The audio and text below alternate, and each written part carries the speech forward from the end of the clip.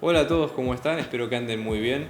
Muchas gracias por ver este video, una nueva entrega de Pablo Borsoy, con videos de matemática y de física. Antes que nada les queríamos dar gracias por el apoyo que estamos recibiendo al canal, estamos creciendo mucho y eso nos permite hacer más videos y llegar a más gente. Por eso les pedimos que se suscriban a nuestro canal y que le den like a los videos si ustedes creen que realmente les ayuda a todo lo que es la preparación de materias y demás. Abajo van a tener nuestros datos de contacto si quieren. Estamos organizando clases grupales e individuales a distancia y presenciales. Así que si quieren más detalles tienen nuestro contacto a continuación. Vamos a empezar con el video de hoy.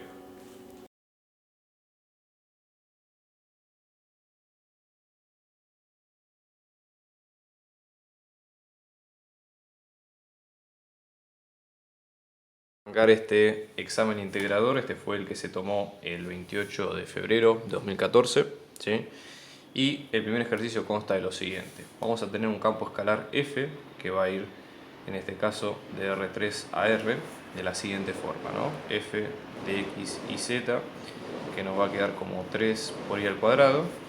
Y la idea es calcular el flujo del gradiente de f a través de la superficie frontera del sólido W, ¿sí? Que vamos a... El sólido W obviamente está compuesto por puntos x y z pertenecientes en R3. De esta forma nos va a quedar z al cuadrado más i al cuadrado, ¿sí? Menor o igual a 4. Y luego vamos a tener x mayor o igual a 0 y x más z menor o igual a 8, ¿no? Todo esto en la región de R3 que estamos calculando. Entonces la idea es después indicar en el gráfico el sentido de orientación utilizado para tomar la normal de la superficie, ¿okay? Entonces eso sería un poco la idea. Entonces vamos a ver, flujo de gradiente de f, ¿sí? A través de, en este caso si el sólido es W, la frontera del sólido va a ser de este símbolo, ¿sí? Sigma W, que de alguna forma se entiende, digamos que es esa frontera a describir. Bueno, antes que nada quiero aclarar que estos parciales están resueltos, están online, así que nada, citamos al autor por las dudas y bueno, la idea justamente del video es tratar de resolverlo, de ver un poco cuál es el background de teoría que tiene cada caso y después que ustedes lo puedan resolver por su cuenta más adelante. Lo primero que deberíamos hacer sería tratar de entender cuál es la superficie en cuestión y tratar de entender, digamos, cuáles son las ecuaciones que nos van a llevar a encontrar lo que nosotros estamos buscando, ¿no? Entonces, primero tenemos que entender, si a nosotros nos piden el flujo de un campo, ¿sí? Escalar a través de una superficie, ¿cómo se calcularía, ¿no? Digamos, para un poco entender el concepto. Fíjense que en este caso lo que nos están pidiendo es el flujo del gradiente de f, ¿sí? Entonces, el gradiente de f como vector, f es una función que va de R3 a R, por ende el gradiente de f va a estar compuesto de las derivadas parciales, ¿sí? De la función, obviamente respecto de cada variable. Entonces estamos hablando de un vector de R3, ¿sí? Un campo vectorial. Entonces, cuando buscamos el flujo de ese campo vectorial a través de una superficie, ¿qué es lo que nos dice la teoría? Y acá vamos a citar justamente las ecuaciones pertinentes, ¿no? Fíjense en este caso la definición 28, que lo que dice acá es que tenemos S, que es una superficie orientada por un campo de vectores normales, unitario y continuo, N, ¿sí? Que sería el campo de vectores que orienta a las superficies sobre las cuales vamos a calcular el flujo, y la función vectorial que va a ser S, que también es una función de R3 a R3, un campo vectorial continuo. La idea es que la integral de ese flujo a través de esa superficie va a ser básicamente la integral de superficie del producto escalar de cada vector del campo f por el vector de la orientación normal n. ¿Me explico? Sí. Y eso obviamente teniéndolo en cuenta cuáles son las variantes. Por ejemplo, nosotros en general lo que vamos a tener es que nuestra superficie S, ¿sí? Va a estar, puede ser un plano o puede no serlo, ¿sí? Entonces, si en el caso de que sea un plano, el vector normal es único, entonces ahí el problema es mucho más simple. En el caso de que sea una superficie curva, vamos a tener que parametrizarla, y acá es donde viene la proposición 29, que lo que dice es que a esa superficie S, ¿sí? Lo que hay que hacer es parametrizarla con una parametrización, por ejemplo, omega, ¿sí? Con un dominio de D en R2 a R3, un dominio, digamos, que no va a estar en la gráfica, pero justamente su imagen va a ser la superficie S en particular, y lo que hay que hacer es, para calcular esa integral de flujo, parametrizarla, ¿sí? calcular el producto vectorial de las derivadas parciales, que básicamente eso sería el vector normal, ¿sí? Y después componer la función en esa parametrización de la superficie. ¿Okay? Entonces es un poco la idea. Luego lo que tenemos es que depende cómo está orientada la superficie, si está orientada digamos en uno u otro sentido, ¿sí? Podemos tener que si está orientada en un sentido, si hacemos la integral o de lo que sería el flujo del campo en el sentido contrario, obviamente va a dar negativo, ¿sí? O sea, va a dar menos o va a dar el contrario, ¿sí? De el valor original. Y acá es donde viene el teorema más interesante para nosotros, que es el teorema de Gauss. El teorema de Gauss nosotros podemos pensarlo como un caso particular de las integrales de flujo de este estilo. ¿En qué sentido? Gauss es un teorema que uno puede aplicar para calcular este tipo digamos, de flujos de campos a través de superficie si se cumplen las siguientes condiciones. Por ejemplo, que nosotros tengamos que nuestra función f, nuestro campo vectorial, sea de clase C1, es decir, que admita derivadas parciales primeras y continuas. Después que la superficie, digamos, que encierra, digamos, la superficie sobre la cual vamos a calcular el flujo es una superficie cerrada, ¿sí? Es decir, que encierra un volumen, o sea, que esa superficie sea el borde de un determinado volumen, que de hecho es lo que nosotros vemos acá. Fíjense, nuestro volumen W, que ahora lo vamos a graficar, y la idea es justamente calcular el flujo a través del borde de esa superficie, ¿no? Entonces, la idea sería, bueno, justamente la superficie S, que es el borde del sólido regular B, ¿sí? Donde B está incluido en el dominio de la función del campo vectorial. El dominio del campo vectorial tiene que ser un conjunto abierto, ¿sí? Por definición, digamos, de las derivadas y demás, que esto siempre se pide. Y luego, si nosotros orientamos a esa superficie con el campo de vectores normales exterior, donde acá sí tenemos un exterior e interior por el volumen comprendido, entonces esa integral de flujo se puede calcular directamente como la integral del volumen por la divergencia de la divergencia de f. La divergencia de f es el vector nabla, producto escalar por el campo vectorial f. Entonces, esto como para que ustedes lo tengan presente. Entonces, en este caso, da la impresión, digamos, por las características que tiene, que podemos aplicar el teorema de Gauss sin problema. Fíjense, nosotros en este caso estamos trabajando con un volumen, ¿sí? De un sólido. Entonces, es probable que este sólido, obviamente, cumpla con las características que pedimos. Vamos a graficarlo, ¿no? Para tener una idea. Entonces, vamos a tener acá, ¿sí? Los tres ejes de siempre, ¿sí? Fíjense, vamos a ver parte por parte, ¿no? ¿Qué es esto que nosotros tenemos acá, la primera parte, ¿no? Vamos a ponerla acá en rojo. Esto es un cilindro, ¿sí? Si ustedes se fijan es un cilindro porque nosotros lo cortamos, digamos, con planos X constante y siempre obtenemos una circunferencia, ¿sí?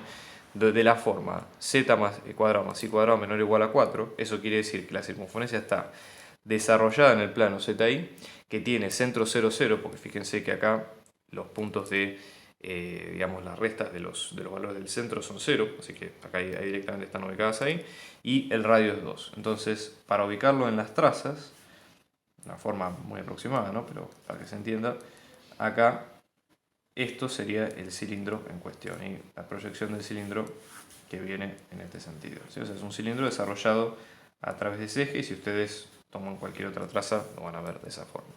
Después tenemos x mayor o igual a 0, es decir, si x es mayor o igual a 0 del cilindro, solamente estamos tomando, si x0 está acá, solamente estamos tomando esta sección del semieje x. Por lo tanto, la parte negativa no nos va a interesar. Y después cuando dice x más z es menor o igual a 8, esto estamos hablando de un plano, ¿sí?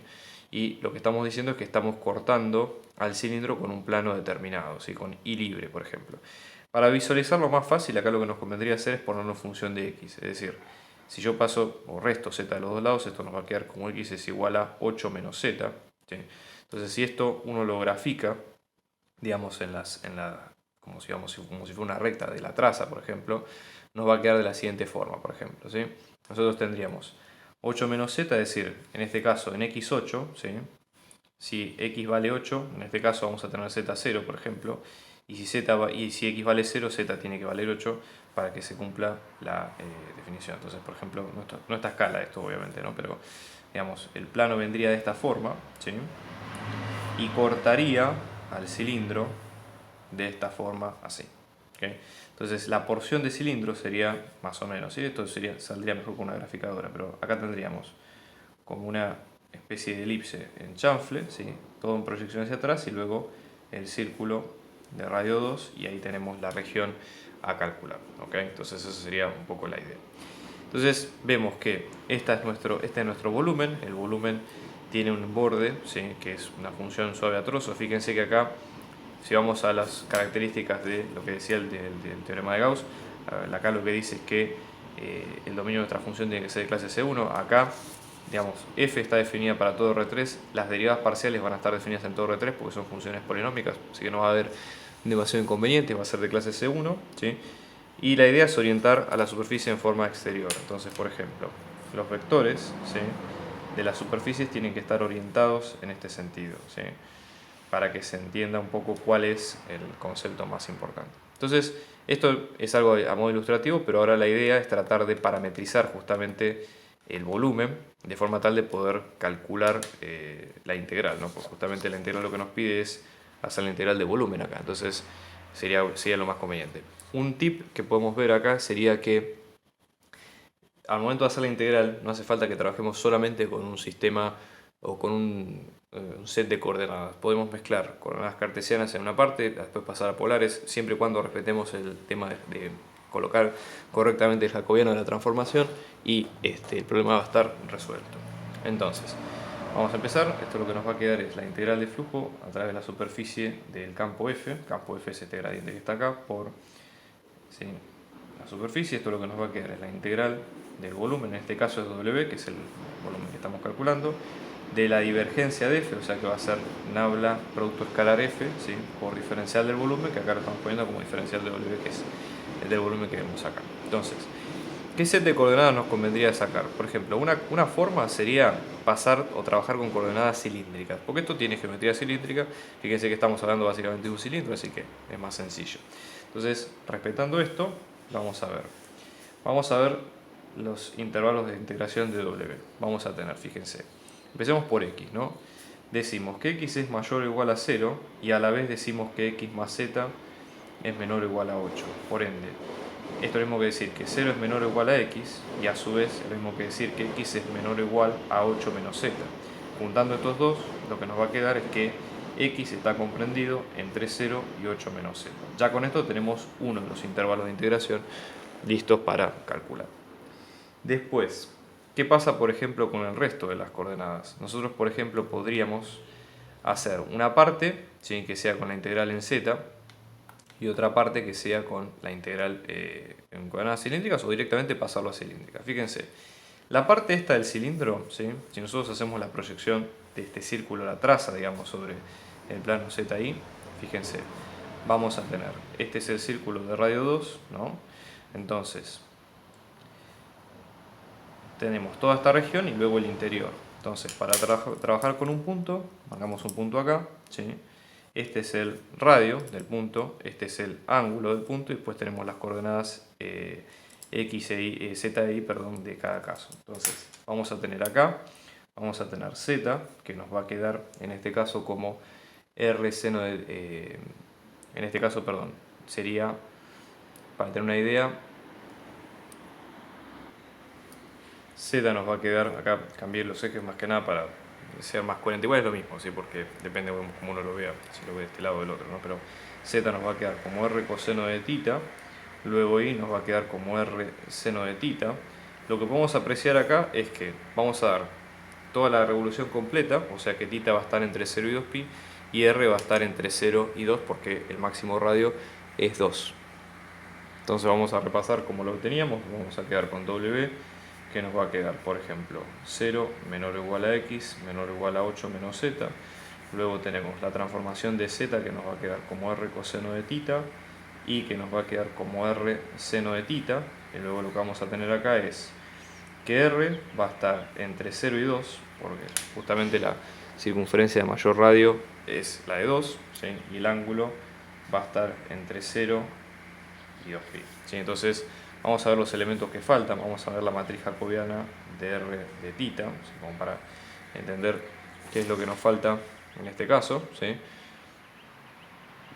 Fíjense que en este caso, acá lo que tendríamos serían las derivadas parciales de cada una de las variables. Entonces tendríamos, por ejemplo, acá, obviamente, otra transformada es que X va a quedar como X, no hay cambios, ¿sí?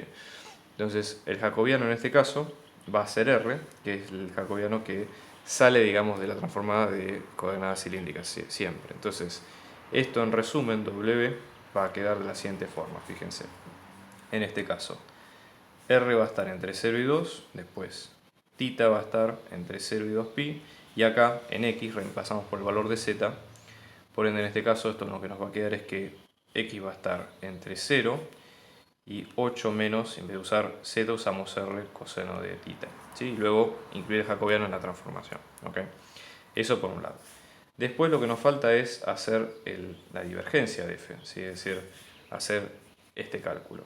En primer lugar tenemos que encontrar f, que hemos dicho que era el gradiente del campo escalar f, es decir, es el gradiente, ¿sí?, del campo que es 3i cuadrado. Entonces acá tendríamos la derivada de f respecto de x, la derivada de f respecto de y la derivada de f respecto de z, ¿no? Entonces, saben ustedes, esto nos va a quedar derivada de x, no tenemos valores, así que va a ser 0 en la primera componente.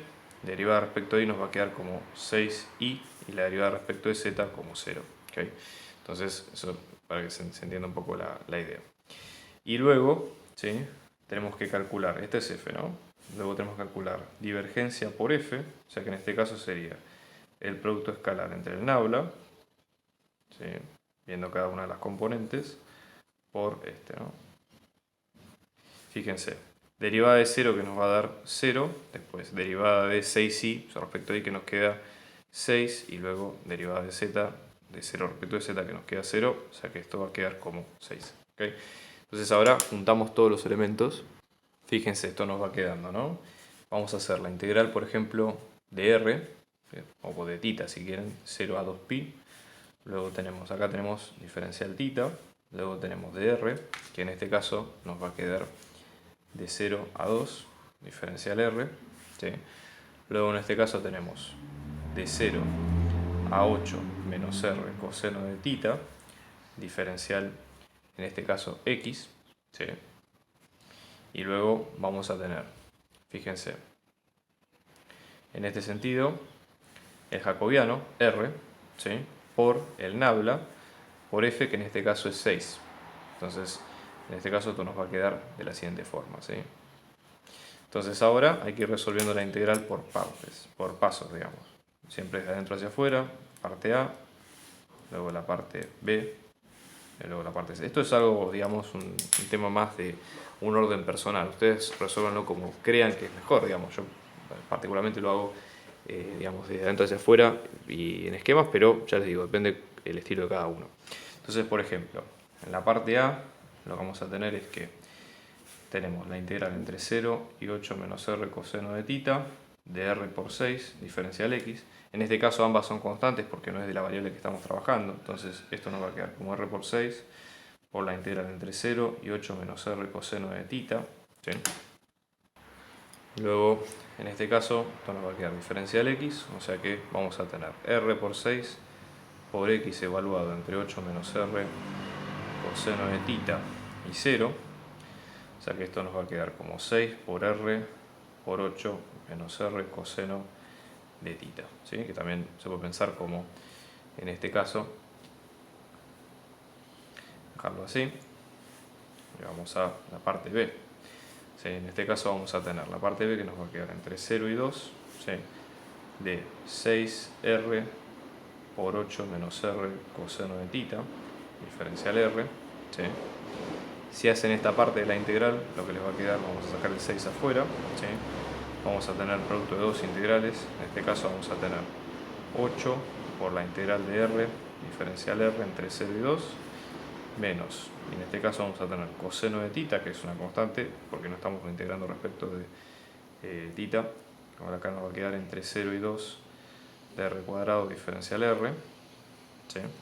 Entonces esto vamos a tener 6 por 8 medios de r cuadrado entre 2 y 0 menos coseno de θ sobre 3 por r al cubo entre 2 y 0. Y esto lo que nos va a quedar es 6 por 4 por 2 al cuadrado, que es 4, menos coseno de θ por 1/3 por 2 al cubo, digamos, la resta en 0 que va a quedar como queda, ya no hay demasiada vuelta, ¿sí? En este caso es Va quedando de esta forma, ¿sí? Y ahora, en este caso, la última integral que nos va a quedar, ¿no?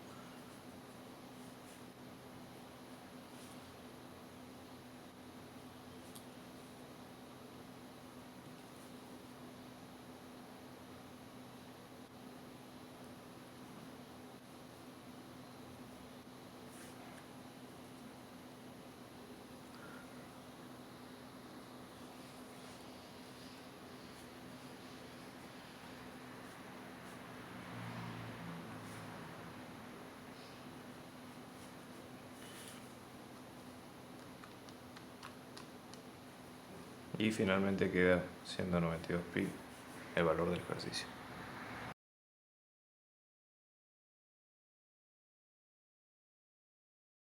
Vamos a ver qué es lo que nos piden en el caso 2, ¿no? Nosotros vamos a tener que un campo también de 3 variables, es decir, vamos a tener f que va a ir de R3 a R3, que va a ser de la siguiente forma, ¿no? En función de x y z. Acá vamos a tener una constante k, ¿no?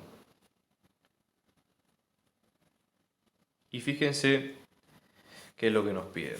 Tenemos que encontrar k tal que f sea irrotacional. Esto en primer lugar, ¿no? Bueno, ¿qué quiere decir que un campo sea irrotacional? Bueno, como su nombre lo indica, que un campo sea irrotacional implica, digamos, que si nosotros calculáramos a una operación sobre el campo para ver en qué sentido rotan los vectores o alrededor de dónde rotan los vectores del campo, vemos que no hay tal punto, ¿sí? Entonces, en este caso, eso se comprueba a través del rotor, ¿sí? Del campo. Entonces, en este caso, ¿sí? F es irrotacional. ¿Cuál es el rotor, no? En este caso, el rotor se define, rotor de un campo, F, se define como el vector nabla en producto vectorial con el campo, ¿sí? Entonces, eso es un poco lo que hay que hacer. La idea acá es que para que este rotor nos tiene que dar el vector nulo, ¿sí? Que son las 3 componentes en cero. Entonces, vamos a calcular esta operación y despejar cuál es el K correspondiente, ¿no? Entonces, el rotor por F, el rotor de F, va a quedar, ¿no? Acá ponemos los versores y JK, las derivadas parciales del nabla, ¿no? Y después los componentes, ¿no? Y por Z más K por XY, luego tenemos XZ más 3x al cuadrado y luego tenemos XY. Y vamos a tener las 3 componentes, ¿no? Que vamos a forzarlas a que sean 0, ¿no? Entonces lo que vamos a tener acá son 3 ecuaciones distintas. Fíjense, la primera derivada vamos a hacer, en este caso para el producto, vamos a tener, ¿no? En y vamos a tener derivada parcial respecto de y, que nos va a quedar como x, menos la derivada parcial de z, en este caso nos queda x, perfecto. Vamos con el siguiente, ¿no? En este caso, esto lo que nos va a dar es derivada parcial respecto de x, que nos queda y, menos la derivada parcial de z, que en este caso nos va a quedar como y en este caso más, ¿sí? K por x, no, perdón, acá más 0, más nada, y acá tenemos menos. Fíjense que acá se vuelve a corroborar la idea, así que no hay problema. Y volvemos a el último que nos queda, la derivada respecto de x, que nos va a quedar z, ¿sí? Menos la derivada parcial respecto de y, que en este caso nos va a quedar esta parte, que nos va a quedar z, ¿sí? Y acá esta derivada parcial que nos va a quedar más k por x, si no estamos equivocados, ¿no?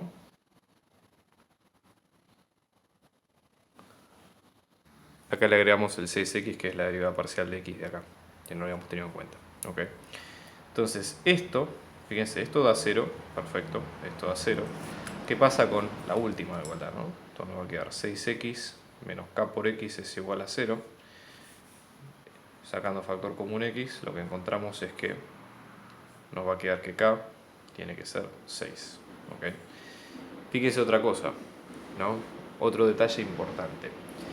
F, ¿cuál es el dominio de F? Bueno, F está hecho en base a funciones polinómicas, entonces no hay razón para pensar que haya puntos discontinuos en todo R3, por ende el dominio de nuestro campo vectorial F va a ser todo R3. Ustedes saben, todo R3 es un conjunto abierto y simplemente conexo. Entonces, una forma también de probar si un campo es irrotacional es ver si el campo, en este sentido, es conservativo. De ser conservativo, podemos probar también lo que sostuvimos en el punto anterior. Entonces, vamos a pensar, nuestra F, ¿sí?, está hecha de tres funciones. Esta es la que ustedes ven en teoría, ¿ok? En este caso, entonces va a ser P, Q y R. Ambas, las tres son funciones escalares en función de tres variables de x y z, que son efectivamente las componentes de cada caso, ¿no? O sea, esto sería P, esto sería Q y esto sería R, para que se entienda un poco la diferencia. Y en este caso ambas son del tipo de C al infinito, es decir, funciones infinitamente derivables, son funciones polinómicas, ¿sí? Así que no generan demasiado inconveniente en el momento de derivarlo, así que no hay problema. Y en este sentido vemos que F es de clase C1, ¿sí?, también. Entonces hay varios motivos para pensar que la función, ¿sí?, la de un campo conservativo es campo conservativo. Entonces eso, digamos, refuerza lo que nosotros vimos en el punto anterior. ¿Qué es lo que pide el punto B en este caso? Fíjense, en este caso el punto B lo que nos va a pedir es mostrar la circulación de F, ¿sí? Es decir, estamos hablando de la integral a lo largo de una curva de F por diferencial S, S siendo la parametrización de la curva, ¿okay?, desde un punto A, que va a ser menos 3, 2, 0, hasta cualquier punto de la curva C, ¿sí? Vamos a llamarle B perteneciente a C, esto es nomenclatura propia, digamos, ¿no? Donde C en este caso es todo punto, un punto X y Z perteneciente a R3 que satisfaga esta ecuación. Esto va a ser, se va a definir esta curva como una intersección de dos superficies, a saber, de este plano, Z más 3X igual a 54, y de esta curva, de esta superficie curva, perdón, X por Y, que es igual a 8 novenos. Esto, digamos, tiene el aspecto de ser un hiperboloide, digamos, pero bueno, por lo menos tenemos que chequearlo, ¿no? Entonces, en este caso, la idea acá es que esta circulación va a quedar igual, va a quedar igual a menos 6 para el valor de K que encontramos en el punto anterior. Eso sería un poco la idea. Entonces, fíjense, vamos a ver de la teoría. La circulación de una fuerza a través de una curva es el trabajo que hace la fuerza. Entonces, nosotros siempre lo definimos a través de esto. Es decir, bueno, tenemos un campo vectorial, ¿sí?, definido un dominio abierto, que es lo que sucede acá, ¿sí? La curva orientada que está contenida en ese dominio de la función, o sea, para no haber punto que tenga problemas para hacer esta cuenta, digamos, eso es traducción al castellano, y básicamente esa circulación se puede calcular como la integral de esa fuerza, ¿sí?, compuesta con una parametrización alfa de la curva por la derivada de esa parametrización. Eso es una forma, digamos, de definición. Pero en casos especiales, fíjense, lo que vamos a mostrar en el punto anterior es que el campo es conservativo. Entonces, ¿qué es lo que dice acá? Fíjense, si nosotros tenemos que el campo es conservativo, si se prueban una de estas tres cosas. Por ejemplo, que el campo es gradiente de una función, es el gradiente de otra función, perfecto, eso es lo que vamos a mostrar, y que no importa dónde empiece, digamos, importa solamente dónde empiece y termine en las curvas sobre las cuales nosotros calculamos la circulación, siempre y cuando, ¿sí?, el trabajo va a ser siempre el mismo, no importa la curva donde nosotros estemos, ¿sí? Y que justamente ese trabajo se puede pensar como, ¿sí?, ese trabajo se puede pensar como la diferencia de esa función evaluada en los dos puntos. Entonces el punto principal acá es que lo que nos debería importar sería uno de los puntos, yo inclinaría más por este lado. Uno de los puntos ya lo tenemos, que es el A, que está definido en la definición. Después tenemos que averiguar el otro punto, ¿sí?, que sería sacando la intersección de la curva, de las superficies que definen la curva C, y luego ya la integral sabemos que es menos 6. Así que ese sería un poco el planteo. Entonces en este caso vamos a tener que la integral de F a lo largo de esta curva, esto lo que nos va a quedar va a ser F evaluada en el punto B, ¿sí?, menos F evaluada en el punto A. Fíjense que esto es dato, nosotros ya sabemos cuánto es. F en A lo podemos calcular porque ya tenemos la función F, ¿sí?, o podemos calcularlo a través de, digamos, encontrando si no, digamos, la función original, y después B, que sería el punto a definir. Bien, vamos a buscar los puntos. Entonces, fíjense, ¿no? C, en este caso, vamos a tener este par del plano y luego tenemos esta otra sección. ¿Okay? Una forma tenemos para parametrizar la curva sería la siguiente. Podríamos, por ejemplo, ya que x es una variable común de los dos casos, despejar x de este lado, ¿sí? O z en función de x y acá lo mismo, y en función de x. Entonces esto nos va a quedar, ¿no? Como z es igual a menos 3x más 54 y es igual a 8 sobre 9x, ¿no? Entonces, en definitiva, x va a pasar a ser nuestro parámetro t, por ejemplo, y de acá vamos a tener c, va a estar parametrizada por alfa en función de t, que nos va a quedar x es x, así que esto va a quedar como t, y nos va a quedar como 8 sobre 9t, y luego z 54 menos 3t. Ahora la idea es tratar de ver cuál es el punto B que nosotros habíamos dicho, ¿no? en este sentido. Entonces, fíjense, por lo que habíamos dicho al principio, ¿sí? Digamos de esto de la función potencial, vamos a calcular cuál es la función potencial f. ¿Sí? Entonces, f, ¿sí? Gradiente de f, nos va a quedar nuestra función f mayúscula. Es decir, que la derivada de f respecto de x, la derivada de f respecto de y y la derivada de f respecto de z van a quedar igual respectivamente a las componentes p, q y r del campo. Nosotros ya habíamos averiguado el valor de k, que en este caso nos iba a quedar 6, así que vamos a hacer estas cuentas igualando punto a punto cada componente y tratando de llegar a la función objetivo. Bien, de toda esta igualdad, fíjense, vamos a proceder primero por integrar respecto de x. Igual ya les digo, estos pueden empezar porque ustedes prefieran, así que no hay problema en este sentido, ¿sí? Entonces, f, ¿sí? Diferencial de f nos va a quedar como y por z más 6xy, todo esto por diferencial x, por ende, cuando integremos la integral, todo lo que no sea x va a ser como una constante y x es nuestra variable. Y f, ¿sí? Nos va a quedar como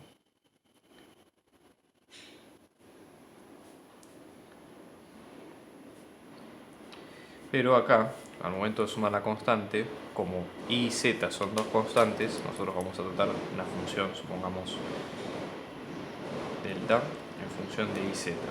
Entonces, una vez que tenemos f, ¿no? Que f está en función de x y z, ¿qué vamos a hacer? Fíjense. Para obtener la derivada, no vamos a volver, una vez que tomamos la siguiente, no vamos a volver a integrar respecto de y, sino que acá directamente igualamos esto con la derivada de f respecto de y, vamos a derivar esto, y lo importante acá es obtener la derivada parcial de esta, entre comillas, constante respecto de y, ¿no? Para ir encontrando cuál es cuál. Entonces fíjense, esto nos va a quedar derivada respecto de y, esto nos va a quedar xz más 6x más la derivada parcial de y de esta función, que esto nos va a quedar como xz más 3x al cuadrado. Fíjense que acá, restando los términos de ambos lados, ¿no?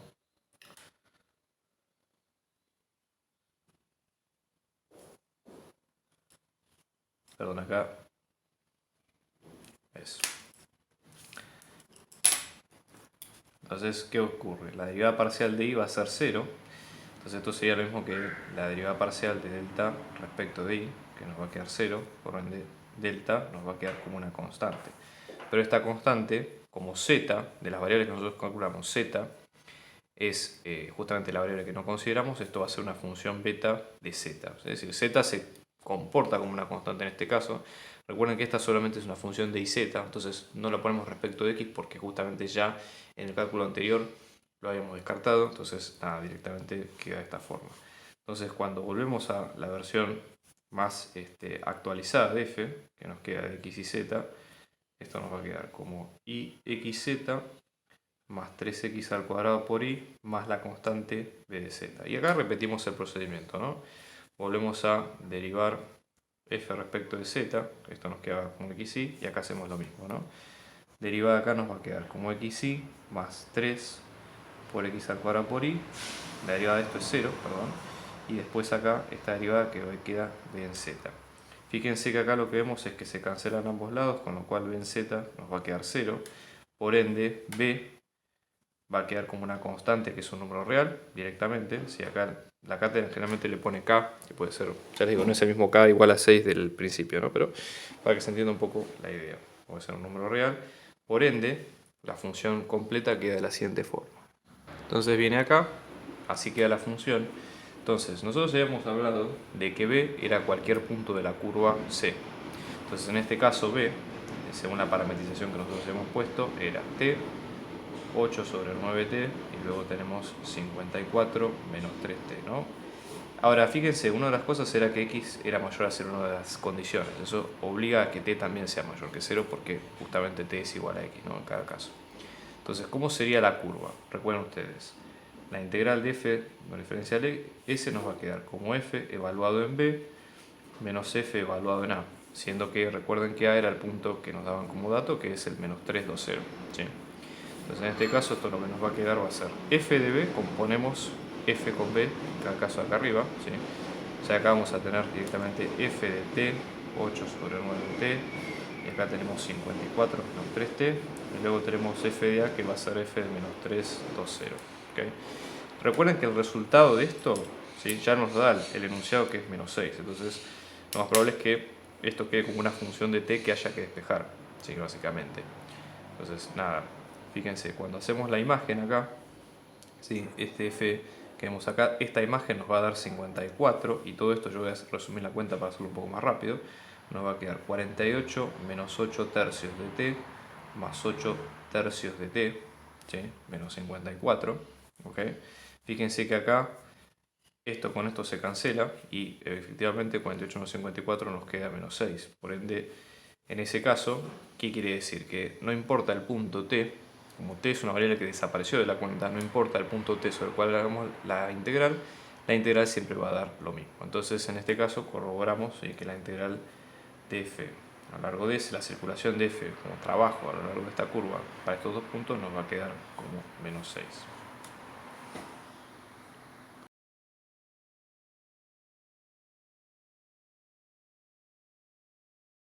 Bien, en el ejercicio 3 tenemos que calcular esta integral a través de la superficie descrita a continuación. Entonces, en este caso, de lo que se trata también es de una integral de una función a lo largo de una superficie. Entonces vamos a ver qué tenemos de teoría respecto a este caso, ¿no? Fíjense acá la definición 27, donde nosotros tenemos una superficie S, ¿sí?, donde la función, en este caso f, que es esta función de la integral, a definir, ¿sí?, S está definida en todo punto de la función, obviamente, ¿no? Es un campo escalar continuo, que es este caso, y la integral de f sobre la superficie, que es lo que queremos calcular, va a ser f compuesta con una parametrización phi de esa superficie. Si es una superficie, va a estar parametrizada respecto de dos variables, en este caso a saber son u y b, y luego multiplicar esto por la normal, digamos, del campo, ¿sí?, donde, bueno, phi es una parametrización de S, ¿no? Entonces vamos a aplicar este concepto, que es el que necesitamos para esta cuenta, ¿ok? Entonces, en este caso, esta va a ser nuestra f, ¿sí?, de xy. Entonces nosotros vamos a ver, tenemos que calcular la integral de f de xy a lo largo de S. Entonces esto va a quedar como la integral del dominio d de la función f compuesta en phi de u y de b, todo esto por la norma de phi de u y b, y luego el diferencial de u, diferencial de b, donde en este caso, esta es la ecuación principal con la que vamos a orientar el ejercicio, ¿sí? Fíjense, phi va a ser una función que va a ir de R2 a R3, donde obviamente es en función de u y de b, que son las dos variables importantes en este caso. Entonces vamos a primero encontrar phi para parametrizar esta superficie y ver qué es lo que queremos encontrar, ¿no? Observen ustedes lo siguiente. Si nosotros dibujamos todos estos elementos en R3 como para tener una orientación, tener una idea, vamos a ver lo siguiente. Fíjense, vamos a tener x y z. Luego tenemos el paraboloide, ¿sí?, x al cuadrado más y al cuadrado, en este caso el paraboloide que va a venir en este sentido. Y luego cuando hacemos la intersección con el plano z igual a 2, que sería este, ¿no? Tenemos acá una circunferencia, ¿ok? Y x mayor o igual a 0 estamos hablando de una región en particular, y luego y mayor o igual a x quiere decir que estamos hablando de la función identidad. Acá está la función identidad proyectada, ¿no? En lo que sería el plano, y esto como plano es un plano, digamos, en este sentido. ¿Cómo nos quedaría la intersección de estas dos superficies, ¿no? X al cuadrado más y al cuadrado igual a z, intersección con z igual a 2. Fíjense que acá nos va a quedar un círculo de centro 0, 0 y radio raíz de 2. ¿Sí? Entonces cuando vamos acá a lo que sería la proyección de este círculo, ¿no?, en el plano, esto básicamente lo hacemos para definir el dominio de lo que va a ser nuestra parametrización del phi, ¿sí?, de función de S, ¿no?, en función de U y de B. Esto nos va a quedar, fíjense, el centro, que vamos a tener, ¿no?, las tres partes. Esto sería menos raíz de 2, raíz de 2, raíz de 2, menos raíz de 2. Este sería el círculo, ¿no? Y luego tenemos que tener en cuenta estos pequeños detalles, ¿no? Y mayor o igual a x y x mayor o igual a 0. X mayor o igual a 0 estamos trabajando con toda esta sección a la derecha. Y mayor o igual a x tenemos la función identidad, que va a pasar por acá. Entonces en este caso pasar todo esto para arriba. Entonces la porción, la intersección de todas estas regiones, nos va a quedar esta porción que está acá. Que fíjense, este ángulo de la función identidad es de 45, o lo que es lo mismo, pi sobre 4. Entonces toda esta región va a ir entre pi sobre 4 y pi sobre 2. ¿Sí? Y el radio va a ser como mucho, ¿sí?, o como máximo, raíz de 2. ¿Sí? Entonces ya esto nos da una idea de con qué tenemos que parametrizar la región en particular. ¿Okay? Para tener una idea. Entonces eso por un lado. Después vamos a parametrizar la superficie, ¿sí?, como para que se tengan una idea. Vamos a hacer acá, en este caso, es lo siguiente. Vamos a tener nuestra superficie S, ¿no? Nosotros habíamos dicho que estaba como z es igual a x al cuadrado más y al cuadrado. Acá simplemente podemos parametrizarla con x e y, ya que tenemos una variable en función de las otras dos. Entonces, en este caso, sigma en función de x y nos va a quedar como x, y z que va a quedar como x al cuadrado más y al cuadrado. Acto seguido, lo que debemos hacer para buscar el módulo, ¿sí?, de la parametrización, hagamos las derivadas parciales de cada una. Fíjense, en este caso esto nos va a quedar como 1, 0 y 2x. En el caso de la variable en y, esto nos va a quedar como 0, 1 y 2y. Y luego, en el caso de la normal, que es el producto vectorial de los dos, ¿sí?, ustedes hacen la cuenta, fíjense que todo esto, ¿sí?, en definitiva va a ir quedando como lo siguiente, ¿no? Bueno, acto seguido hay que buscar la norma de la normal. Básicamente elevar al cuadrado cada uno de los términos y aplicar raíz cuadrada. Esto nos va a quedar, ¿no?, de esta forma. Y luego hay que volver a la integral, donde nosotros en la integral original teníamos esto, ¿sí? Fíjense que acá nosotros vamos a tener esto, es lo que calculamos recién. Luego lo que habría que hacer es f compuesta con la parametrización. Si ustedes observan, f compuesta con la parametrización, f compuesta de sigma de xy, va a quedar sigma de xy en este caso, ¿sí?, van a ser las mismas variables, con lo cual va a volver a ser la misma función que teníamos. Entonces no hay grandes cambios acá. ¿Okay? Pequeño truco, ténganlo en cuenta, por favor. Entonces, al momento de resumir la historia, ¿sí?, ahora todavía no vamos a meter todavía con el dominio de integración, lo tenemos medianamente resuelto, pero hagámoslo al final, ¿sí? Entonces, esto lo que nos va a quedar va a ser la integral de superficie, ¿sí?, a través de 2 sobre 1 más toda esta ecuación. Vamos a reemplazar primero por el vector normal y luego las integrales de x y. Entonces esto nos va a quedar respecto del dominio D, ¿sí?, esto nos va a quedar como 2 sobre la raíz de 1 más 4x al cuadrado más 4 al cuadrado. Luego la normal, que nos quedó todo esto, ¿sí? Observen que la normal queda exactamente igual, bueno, no es coincidencia, ¿no?, pero queda exactamente igual que el cociente de esta función. Entonces acá todo esto se va. Y luego la idea es tratar de ver cuál es la parametrización de D que nos conviene. ¿Sí? Entonces, en este caso, volvemos a definir el dominio. Acá ya lo habíamos dibujado antes, pero para que se entienda un poco la idea. Nosotros vamos a tener solamente esta porción, que va a ir desde 0 hasta raíz de 2, y el ángulo va a ir desde pi sobre 4 hasta pi sobre 2. Entonces, para hacer el cambio de coordenadas, ¿sí? En este caso lo que nos quedaría va a ser x, que va a quedar como r coseno de θ, y que va a quedar como r seno de θ, coordenadas cilíndricas, y luego vamos a tener que r va a estar entre 0 y raíz de 2, θ va a estar entre 2pi y pi sobre 4, ¿okay? Y luego el jacobiano de la transformación, que nos va a quedar r.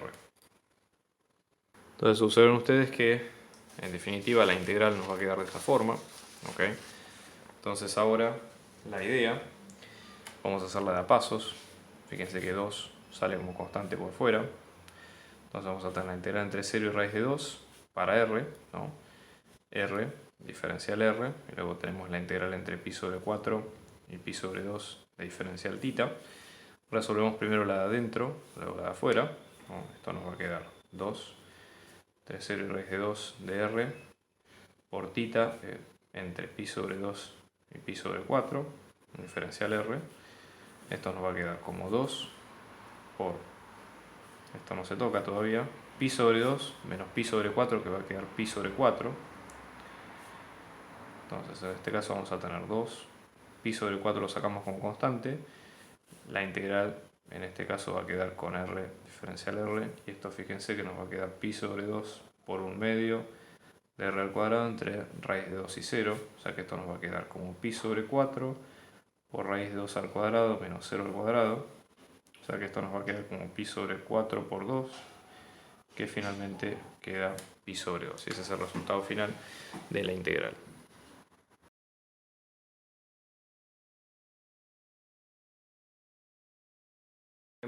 En el ejemplo 4, ¿no? Donde nosotros vamos a tener lo siguiente.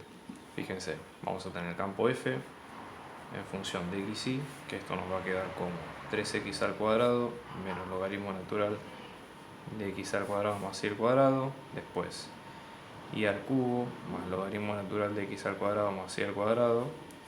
¿Sí? Entonces la idea es encontrar la circulación, ¿sí?, de f, o sea, trabajo de f alrededor de una determinada curva, donde en este caso la curva va a ser la frontera de la región D, ¿sí?, donde en este caso D va a estar definido como todo el conjunto de puntos en R2 que van a cumplir las siguientes desigualdades. Por ejemplo, x más y menor o igual a 10, después tenemos x al cuadrado más y al cuadrado mayor o igual a 4, y luego x mayor o igual a 0 e y mayor o igual a 0, ¿no? Y hay que indicar cuál es la orientación en este caso, ¿sí? Entonces, para entender un poco la idea, ¿sí?, tratemos primero de graficar cuál es la región y ver qué es lo que nos pide, ¿no? Entonces, fíjense, estamos trabajando en R2, f es una función de R2 a R2, así que acá no hay demasiado problema, ¿okay? Acá tenemos y, tenemos x, fíjense, x al cuadrado más y al cuadrado es igual a 4, lo voy a poner en rojo. Estamos hablando de una circunferencia de centro 0, 0 y de radio 2, ¿sí? Entonces yo voy a dibujar de esta forma, ¿sí? Después vamos a ver la intersección de todos los subconjuntos, ¿no? Pero esto en definitiva es lo primero. Después tenemos x más y menor o igual a 10, esto es lo mismo que decir y es menor o igual a menos x más 10. Entonces estamos hablando de una función que, por ejemplo, si x vale 10, en este caso y va a valer 0. Entonces yo no lo estoy buscando a escala, acá 10 viene acá, y luego tenemos lo mismo acá 10. Entonces es toda esta región, ¿okay?, y con todo esto menor o igual a toda esta parte, nosotros vemos acá a continuación, y luego, ¿sí?, nosotros tenemos x mayor o igual a 0 e y mayor o igual a 0. Entonces nos estamos limitando a x mayor o igual a 0, que es toda esta parte para la derecha, e y mayor o igual a 0, que es toda esta parte para arriba, ¿no? Entonces eso para que se vea la diferencia. Entonces, ¿cómo nos va a quedar la región D en particular? Si nosotros la dibujamos, va a ser toda esta región, ¿sí?, toda esta parte, todo este borde, y lo mismo de este lado, ¿sí? Entonces, esta es la región D de la cual estamos hablando. Entonces, la frontera D es toda la curva exterior a la misma, ¿sí? ¿sí? Eso para que se entienda un poco la idea. Ahora, fíjense una cosa, nosotros estamos hablando de calcular un trabajo a través de una región. Fíjense qué es lo que sucede, por ejemplo, con el campo f, que es una cosa que todavía no habíamos definido. F, por ejemplo, es una función que la única restricción que podría llegar a tener es si tenemos un logaritmo natural negativo o cero. Y el único punto donde se puede hacer cero, dada esta característica común a los dos logaritmos, es el cero, que obviamente no está incluido en este dominio, así que no hay problema. Entonces, eso nos da la pauta de que este trabajo podría calcularse con el teorema de Green. Vamos a repasar un poco qué es lo que quiere decir el teorema de Green. En este caso tenemos una función donde ya tenemos el dominio de la función, abarca todo lo que sería el recinto, ¿sí? El recinto tiene una frontera que es una curva suave a trozos, ¿sí? Básicamente, que es un poco lo que ocurre en este caso, ¿sí? Y si la orientamos en sentido directo quiere decir sentido antihorario en el sistema de referencia normal, ¿no?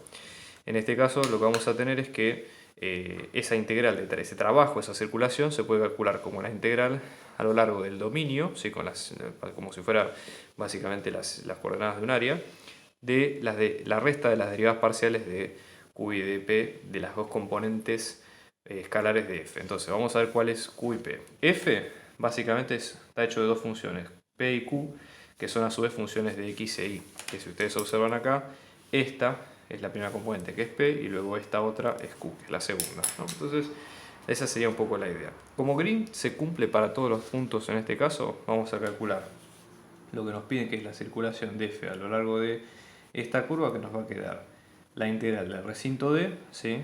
De la derivada de Q respecto de X, estamos hablando en este caso, menos la derivada de P respecto de Y, y luego esto respecto a el dominio de integración de la región. Entonces vamos a proceder por un lado a eso, vamos a calcular las derivas parciales, ¿sí? Hacer la resta y luego parametrizar este dominio que nosotros vemos acá. Entonces, para calcular las derivadas parciales vamos a hacer lo siguiente, vamos a tener, fíjense, en este caso P, que nos había quedado la primera componente como 3x al cuadrado menos logaritmo natural de x al cuadrado más y al cuadrado. De acá debemos calcular la derivada parcial respecto de y, que esto nos va a quedar como menos 2y sobre x al cuadrado más y al cuadrado. Luego q, que en este caso era y al cubo, más logaritmo natural de x al cuadrado más y al cuadrado, que esto con las derivadas nos va a quedar como 2x sobre x al cuadrado más y al cuadrado, y luego cuando hacemos la resta de q de x menos p de y, ¿sí? Esto como resultado nos va a quedar 2 por x más y sobre x al cuadrado más y al cuadrado. Esto es lo que va a ir dentro de la integral definida, ¿no? Bien, entonces ahora lo que hay que hacer es tratar de ver cuál sería el dominio de integración de la región. Entonces, la idea es tratar de trabajar cuáles serían las coordenadas que nos convienen más. Vamos a tratar de trabajar con coordenadas polares por la facilidad que tenemos en este caso. Entonces, vamos a hacer un cambio de variable, x nos va a quedar como r por coseno de θ, ¿sí? Y nos va a quedar como r por seno de θ, ¿sí? Donde vamos a tener el giro va a ser solamente un cuarto de giro, porque justamente nosotros, si ustedes ven la región que habíamos dibujado, en este caso solamente vamos a trabajar con esta parte. Entonces, de este lado vamos a tener que θ va a estar solo entre pi sobre 2, entre 0 y pi sobre 2, que es el ángulo. Y después r, ¿sí? Tenemos que definirlo. Sabemos que el jacobiano es en función de r θ, en este caso nos va a quedar como r, ¿sí? La idea es tratar de que r va a variar entre lo que es el extremo del círculo, que es un radio 2, y después la recta de y igual a 10 menos x. Por ende, la idea sería tratar de graficarla o digamos de ponerla en función de los parámetros que siguen. Entonces vamos a tener, en este caso, observen lo siguiente, vamos a tener la recta borde, en este caso sería esta, que nos va a quedar y es igual a menos x más 10. Si lo ponemos en coordenadas polares, ¿no? Esto lo que nos va a quedar va a ser r seno de θ, nos va a quedar como menos r coseno de θ más 10. Correcto. Bien. Esto puesto de otra forma nos va a quedar como r seno de θ más r coseno de θ nos va a quedar 10. ¿Ok? Entonces, fíjense lo siguiente. Si nosotros, para tratar de sacar una igualación, en este caso, vamos a hacer un pequeño llamado acá. Vamos a ver lo siguiente. Coseno de θ más seno de θ, si ustedes van a la parte de trigonometría, si nosotros lo igualamos a 0, no es en este caso, ¿no? Pero digo, si lo igualamos a 0, ocurre en 3 puntos. Tita tiene que valer menos pi sobre 4, teta 1, tita 2 puede valer 3/4 de pi, y bueno, así sucesivamente para los distintos ciclos. ¿Sí? Los valores de estos valores no pertenecen al intervalo de integración que queremos buscar nosotros. ¿Okay? Porque fíjense que nosotros que habíamos dicho al principio que tita iba a estar entre 0 y pi sobre 2. Entonces, en este caso, lo que vamos a hacer es lo siguiente. Para pasar R, ¿sí? Acá no se va a anular en ningún punto, así que no hay problema. R lo sacamos como factor común, que esto nos va a quedar como seno de tita más coseno de tita igual a 10, y nos va a quedar que R nos va a quedar como 10 sobre seno de tita más coseno de tita. Por ende esto va a completar lo que nosotros habíamos dicho al principio, y R va a estar entre el radio exterior, que es 2, ¿sí? Menor o igual a R, y menor o igual a toda esta expresión que vemos acá, que simboliza a la recta en cuestión. Entonces ya tenemos todos los elementos para hacer la integral. Entonces observen ustedes acá, de nosotros esto cómo nos va a quedar, ¿sí? Vamos a tener 2 por la integral del dominio D, ¿sí? X más y sobre x al cuadrado más y al cuadrado, diferencial de x, diferencial de y. Ahora que hacemos el cambio de variable, acá no hay digamos ningún truco que nos sirva, esto nos va a quedar entre 0 y pi sobre 2 para el caso del diferencial de tita. Luego acá podemos tener entre 2 y esto puede ser un poco complicado, 10 sobre seno de tita más coseno de tita, ¿sí? Tenemos el jacobiano, que hay que incluirlo también, o sea que en este caso el jacobiano nos va a quedar como r, ¿sí? Y luego tenemos la función, si hacemos el cambio de variables acá, esto es r cuadrado, y esto nos va a quedar como en esta forma r por coseno de tita más seno de tita sobre r cuadrado.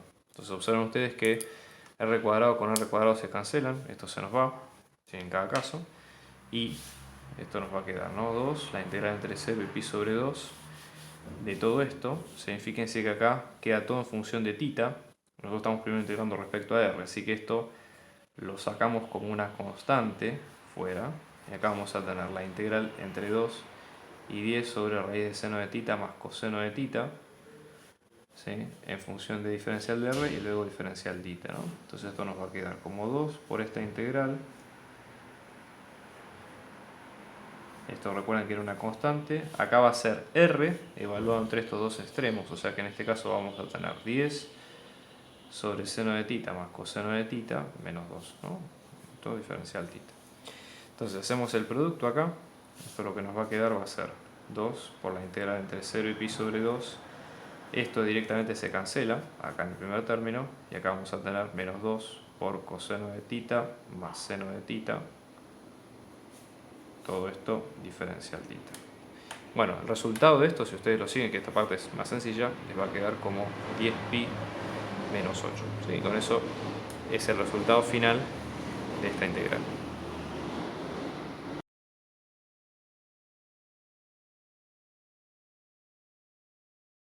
Esta ecuación diferencial, ustedes ven a continuación acá, con estas condiciones iniciales de que y en 1 nos va a quedar 1. Y la idea es encontrar primero la curva que sea solución de esta ecuación diferencial, y luego hallar el mínimo absoluto de esta función restringida a esa curva. Entonces vamos a resolver esta ecuación. Primero, esta es una ecuación de derivadas parciales de primer orden, así que es relativamente sencilla, se puede resolver a través de variables separables o algún método similar, por ejemplo. Lo primero que podríamos hacer sería expresar esta y' en función diferencial de y respecto de x, que esto nos va a quedar como 2x menos y sobre x. La idea sería tratar de aislar un poco las variables en cada caso, ¿sí? Entonces en este caso, en el primer paso lo que nos quedaría es, si multiplicamos x de ambos lados y multiplicamos diferencial de x de ambos lados también, vamos a tener en este caso que esto nos va a quedar como x por diferencial de y es igual a 2x menos y por diferencial de x, ¿sí? Eso sería un poco el primer paso. Entonces, esto, ¿sí? Una forma también de que se puede trabajar sería pasar esto a una ecuación diferencial exacta. De este estilo, fíjense. Vamos a restar este término de ambos lados, o este término es lo mismo, ¿sí? Entonces la ecuación que nos va a quedar va a ser 2x menos y por diferencial x más menos x por diferencial de y es igual a 0. Bueno, ¿qué forma tiene esto? Esto tiene una forma de la siguiente manera. Tenemos dos funciones, p, que es función de x, y otra que es q, en función de x, y la suma nos va a dar 0. ¿Sí? Entonces, en este caso, ¿sí? Esto sería p y esto sería q. ¿Sí? Entonces, ¿qué es lo que nosotros tenemos en cada caso? Fíjense qué pasa cuando hacemos las derivadas parciales cruzadas. ¿Sí? En este caso, si hacemos p derivada parcial respecto de y luego hacemos la derivada parcial respecto de q, ¿sí? En este caso, fíjense que ambas van a valer en este caso menos 1 y en este caso esta derivada para respecto de x también va a valer menos 1. Entonces en este caso ambas son iguales. ¿Okay? Entonces vamos a ver la función potencial que defina estas dos variables. Esto se haya integrando cada una de las dos. ¿Okay? Entonces para p, ¿sí? En función de x y va a ser la derivada parcial de una función phi respecto de x. Recuerden siempre que en este caso estamos hablando de una función phi, ¿sí? Cuyo gradiente va a ser p y va a ser q. ¿Sí? Esto viene, digamos, en función o digamos en relación a todo lo que habíamos desarrollado en la teoría al principio, ¿no? Entonces esto nos va a quedar como 2x menos y de la misma forma q en función de x y, que es la derivada parcial de phi respecto de x, que en este caso nos va a quedar como menos x. Y esto para encontrar la función original es lo mismo de antes. Integramos una y luego la otra la derivamos respecto de la variable que falta para encontrar la constante correspondiente. Vamos a empezar por esta, podemos empezar por cualquiera, ¿no? Pero empecemos por acá. La derivada de phi nos va a quedar como 2x menos y, todo esto por diferencial x. Integramos ambos lados respecto de cada variable, o sea que phi en función de x y nos va a quedar como x en este caso vamos a tener x al cuadrado menos xy más una constante en función de y, llamémosle a en función de y, ¿sí? Y esto como sigue, fíjense en este caso phi en función de x y nos va a quedar, ¿no? Ahora la idea va a ser, derivamos esto respecto de x, esto nos va a quedar 2x menos y.